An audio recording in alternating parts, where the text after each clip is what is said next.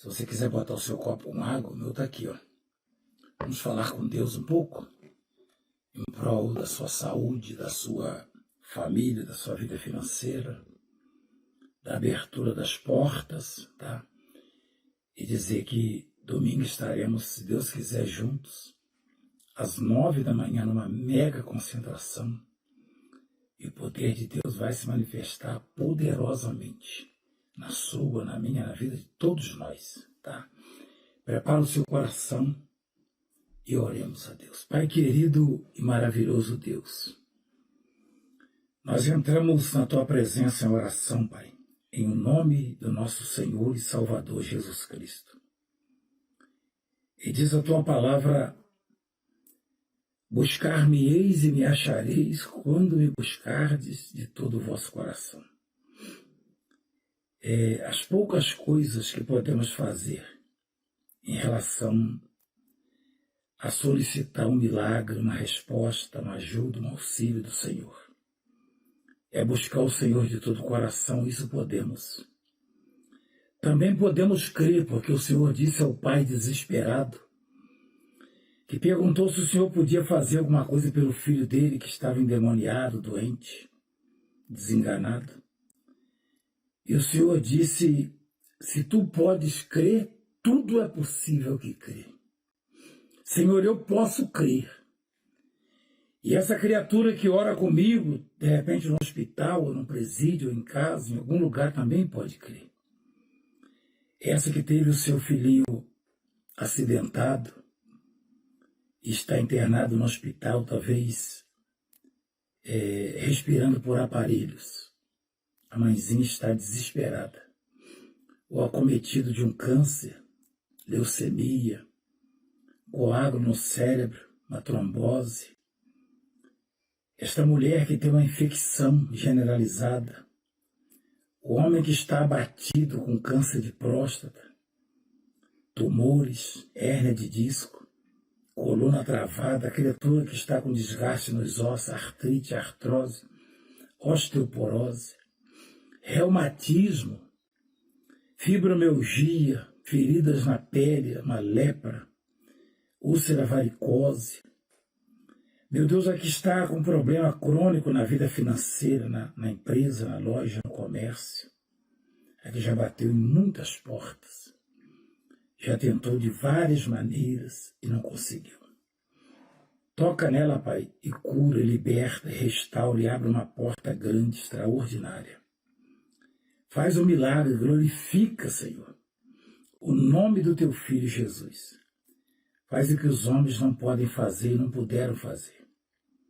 Abençoa o dizimista, o ofertante da Tua obra, o patrocinador, os dos 153, dos 7.000 que não se dobram. Abençoa este pequeno exército que está se unindo a nós para saudar os compromissos com a televisão, fazendo um presente no aniversário deste ministério de R$300 neste mês de março. Abençoa, Pai, poderosamente, que essa água seja um santo remédio na vida dessa pessoa. Abençoa os bispos, as pastoras, pastores e missionários, os obreiros. Abençoa o Éder e a esposa dele, Senhor. Abençoa lá em Dom Pedrito, dando saúde a ela, curando ela de suas enfermidades, abrindo portas na vida deles. Meu Deus, eu creio no Teu poder, na Tua grandeza, no Teu nome. Eu creio que só o Senhor é Deus e só o Senhor pode fazer. E eu Te agradeço, Pai, de todo o meu coração. Em nome do Pai, do Filho e do Espírito Santo. Amém. Graças a Deus. Beba da água abençoada. Graças a Deus. Lembrando que neste mês de março, que é o mês de aniversário da igreja, você vai preparar uma oferta presente para a obra de Deus. E que vai ser o grande livramento da obra de Deus, essa oferta. Não é uma oferta que você tenha que vender algum bem seu, uma casa, um terreno, um sítio, uma fazenda, um carro, não. São R$300, tá? É um quarto de um salário mínimo, acho que menos do que isso, né? Menos de um quarto. você vai dar nesse mês de março. Faz um esforço para isso, estamos contando com isso. E vai ser muito grande o que Deus vai fazer na sua vida. Portas se abrirão assim, de forma extraordinária, porque é a promessa de Deus. E eu tenho certeza absoluta disso. E você verá a glória de Deus com certeza. Tá bom? Deixa eu ler para você um texto na Bíblia. Está em Êxodo, capítulo 2, a partir do versículo 23. Decorridos muitos dias, morreu o rei do Egito. Os filhos de Israel gemiam sob a servidão, e por causa dela clamaram, e o seu clamor subiu a Deus. Ouvindo Deus o seu gemido, lembrou-se da aliança, ou da sua aliança, com Abraão, com Isaque e com Jacó. E viu Deus os filhos de Israel e atentou para a sua condição. Decorrido muitos dias, quer dizer que o rei do Egito viveu muito, né? Toda vez que morria um rei, ele era substituído, é óbvio, né? Entrava um outro, é o faraó. Teve muitos faraós no Egito. Morria um faraó e entrava outro. Só que os homens pensam diferente, agem diferente, tá? E não podem socorrer você nos momentos mais difíceis da sua vida.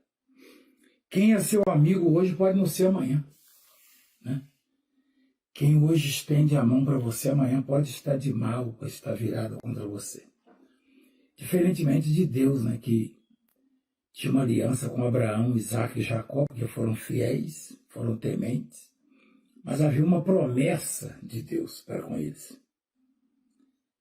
E o povo se desviou da presença de Deus, o povo hebreu. Se afastou de Deus, se apegando ao faraó, porque o faraó era bom. Isso é natural no homem, você se apegar a homens, achando que eles é quem proporcionam a qualidade de vida que você tem. É comum as pessoas confiarem no presidente, no governador, no prefeito, no ministro, num amigo influente, né? Num juiz, ou num pastor, num apóstolo, é comum. Só que isso não é correto. Porque a Bíblia diz que quem confia no homem é maldito. Por quê? Porque homens morrem, homens falham, homens mudam de caráter. Homens são vulneráveis. Seja ele de nobre estirpe, ou seja, de classe alta, como diz a palavra, ou pobre, né? Um é mentiroso e o outro é vaidade, diz a Bíblia. Falando das duas classes, ou seja, homens são falhos. Quem vai tirar você da situação que você está é Deus. Não é homem não é Valdemiro, não é A, B ou C, apóstolo, bispo, pastor, não. Não é político. Quem vai tirar você é Deus. É claro que Deus pode levantar alguém, seja na área política ou eclesiástica, Deus pode levantar alguém no judiciário, Deus pode levantar alguém. Deus pode usar alguém, Deus dá oportunidades aos homens e usa os homens. Quantos leprosos eu abracei até hoje, eles foram purificados. Quantos cancerosos foram curados nas minhas orações? Eu os curei? Óbvio que não. Deus os curou. Mas por que Deus quis que fosse através da minha vida? Então a confiança não tem que estar em mim ou neste ou naquele homem. Ou seja, no faraó. E normalmente as pessoas têm um faraó na vida dela. O povo hebreu elegeu o faraó o ajudador, o protetor, o cuidador, mas ele morreu. Porque mesmo um faraó morre.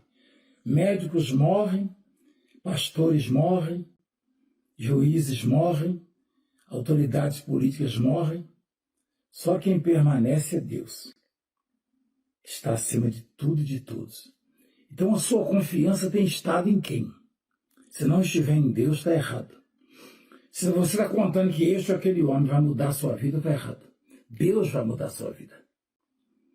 E o povo gemia debaixo da servidão, porque aquele faraó que era bonzinho, que tinha um bom coração, que tratava bem os hebreus, né? E dava oportunidades a eles, porque eles estavam ali de escravos dos egípcios.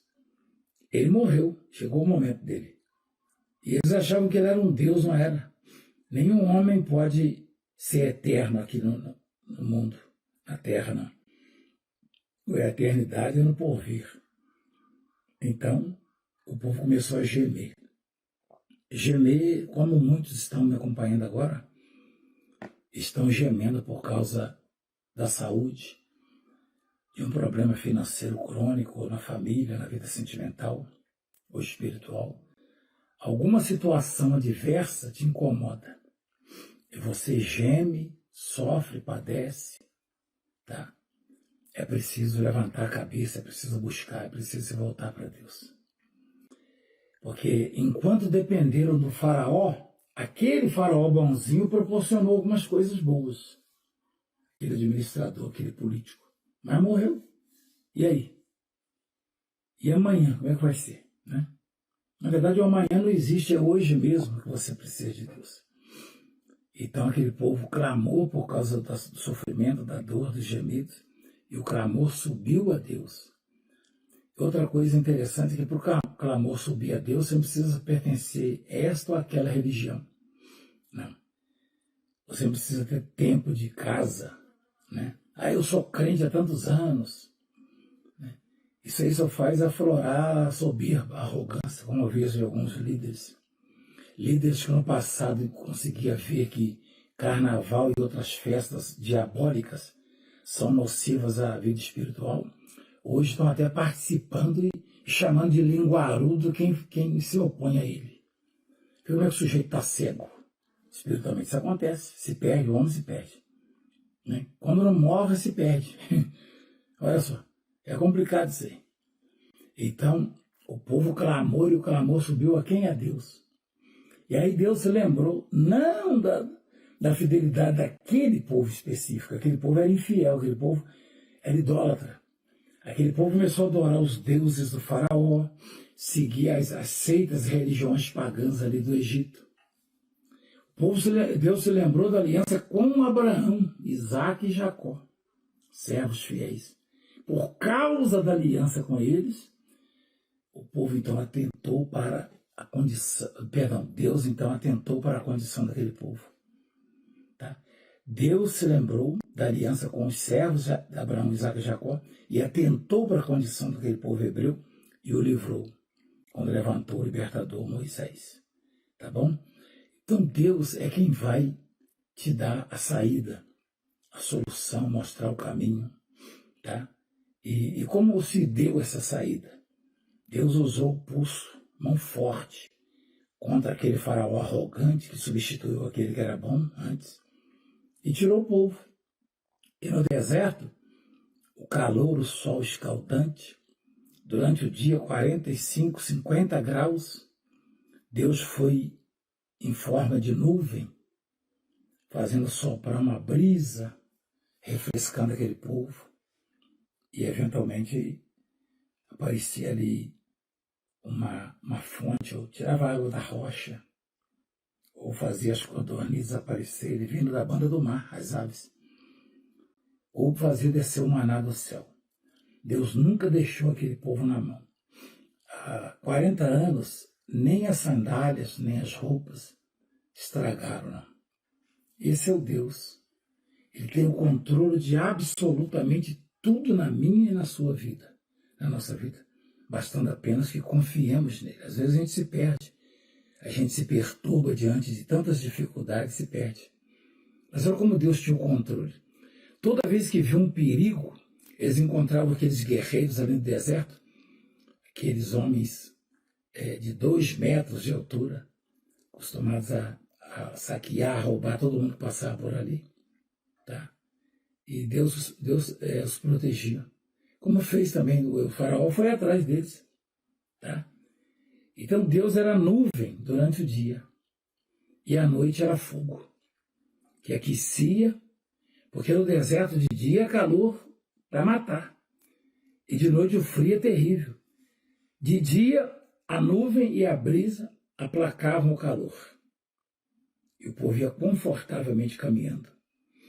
Durante o dia, de noite, o fogo aquecia e iluminava o caminho deles. O que Deus está dizendo? Se você se colocar no meu caminho, se você andar de acordo com o que eu quero, com o que eu tenho instruído, ensinado, eu vou ser nuvem de dia e fogo à noite. Eu vou refrescar a sua vida, refrigerar a sua vida. Eu vou suprir as suas necessidades e proteger você. E à noite eu vou aquecer você e vou iluminar os seus caminhos. Tá bom? Esteja conosco em uma de nossas igrejas mundial do poder de Deus no Brasil, no mundo, em qualquer lugar. Inscreva-se no canal, deixe seu like.